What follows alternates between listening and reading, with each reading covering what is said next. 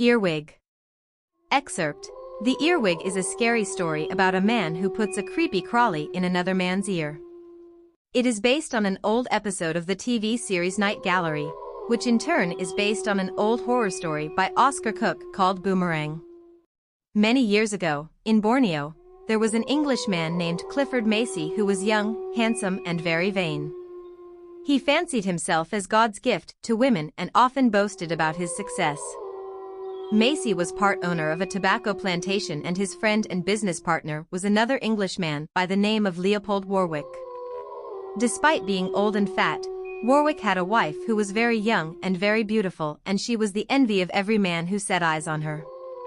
The three of them lived together in a big house on the plantation. Macy slept in the first bedroom, while Warwick and his wife slept in the second. It was rainy season and there was precious little to do.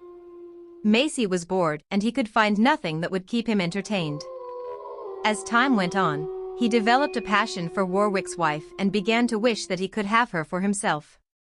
He tried flirting with her, but she wouldn't have anything to do with him. One evening, when her husband was away, Macy made a pass at her, but she slapped his face. However, Macy was the kind of man who didn't take no for an answer. Every time she rebuffed him, he became more and more obsessed with her until he was determined to have her at any cost. Although his heart was burning with a white-hot passion, Macy had a devilish and cunning mind. He soon came up with a way to get Warwick out of the. In Borneo, there is a type of earwig that lives on waxy secretions.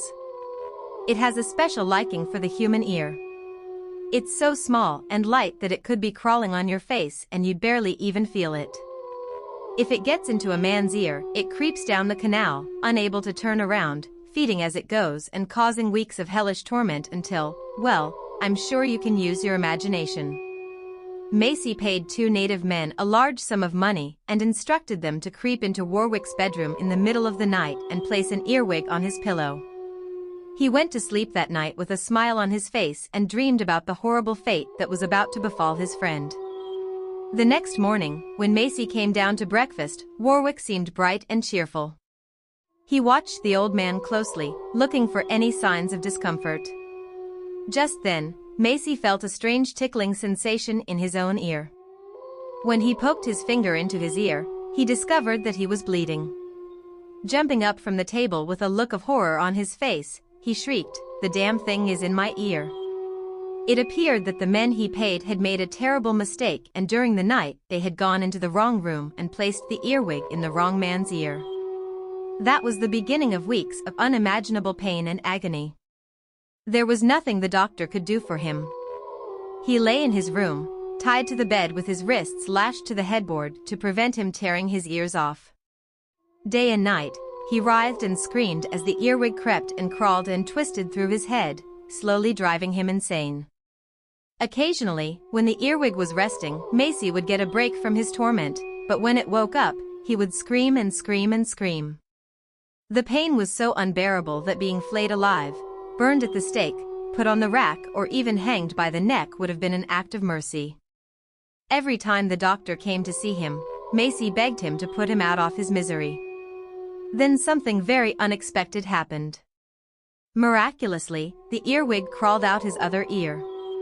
Macy had come close to the brink of death, but he had survived the torment. When he was well enough to talk, the doctor came in to see him. "I suppose they're going to call the police and have me arrested now," said Macy. "No," said the doctor. "They're not calling the police." "Why not?" Macy demanded. "I suppose they're trying to avoid a scandal." "No, they're taking pity on you. They know about your condition." "What do you mean?" "You see, the earwig was a female," said the doctor, "and it laid eggs." Old Man.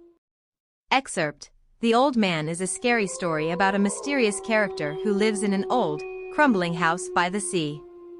It is based on an old horror tale by H.P. Lovecraft called The Terrible Old Man. The old man lived all alone in an ancient, crumbling house near the sea.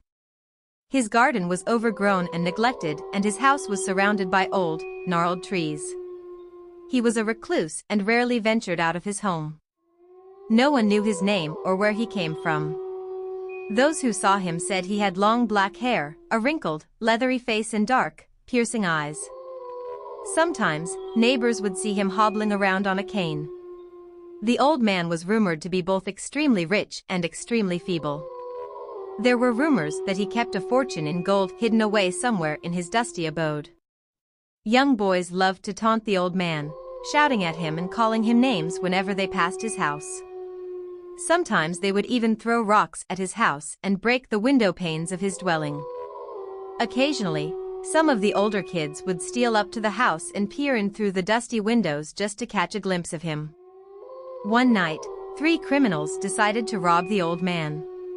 They parked their car outside his house and sat there in the darkness, waiting until the time was right. Their plan was to threaten the old man and make him tell them where his fortune was hidden.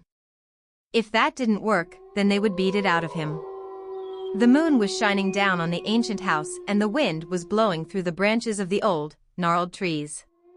When the lights in the house went off, 2 of the criminals got out of the car and made their way up to the front door. They put on black masks to cover their faces and rang the doorbell. The 3rd criminal sat in the car, waiting nervously for his companions to return. He kept checking his watch and wondering what was taking them so long. Just after midnight, he heard hideous screams coming from inside the ancient house. He hoped they didn't beat the old man to death. If he died before he could reveal where his treasure was hidden, they would have to search the whole house from top to bottom. That could take all night. Just then, he heard footsteps coming down the path and the sound of someone opening the lock on the gate. In the dim glow of the streetlights, he strained his eyes to see, but when he looked, he didn't see what he had expected. The next morning, an abandoned car was found parked outside the old man's house. The police checked the license plates and discovered that it had been stolen. They returned it to its rightful owner. A few days later, 3 unidentified bodies washed up on the beach. The corpses were horribly mangled and mutilated. Every single bone in their bodies had been broken and their heads were crushed beyond recognition. The 3 bodies had been reduced to little more than 3 rubbery piles of flesh. The discovery of the bodies on the beach caused a lot of excitement in the little seaside town. That summer, it was all anyone could talk about and nobody could figure out who they were or what had happened to them.